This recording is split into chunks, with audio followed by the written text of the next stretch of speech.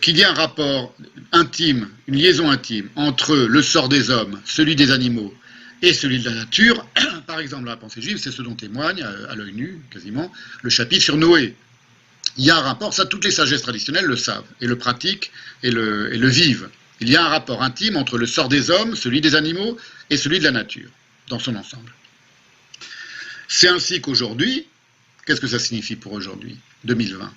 À l'extermination des animaux, à leur souffrance cultivée industriellement, s'ajoutent aujourd'hui tous les malheurs des guerres génocidaires qui ont lieu un peu partout sur la planète, spectacularisées.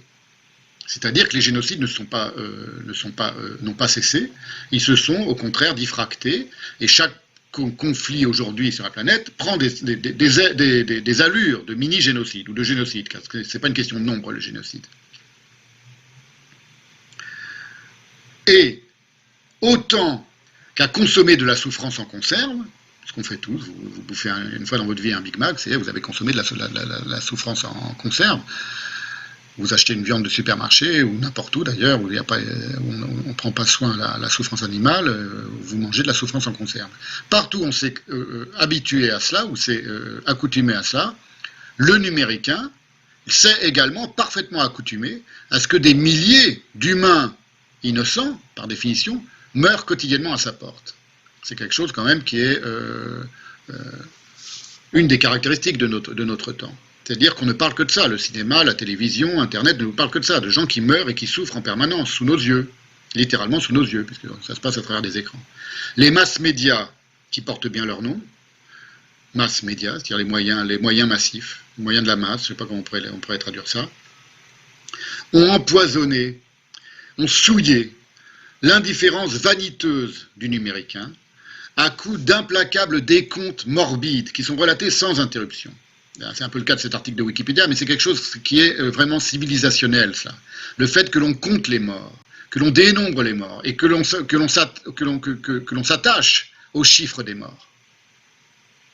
Non sans une palpable gourmandise, qui est mal dissimulée pour cette ombre du nom qu'est le nombre. C'est pas n'importe quoi un nombre, c'est ce que j'appelle moi l'ombre du nom.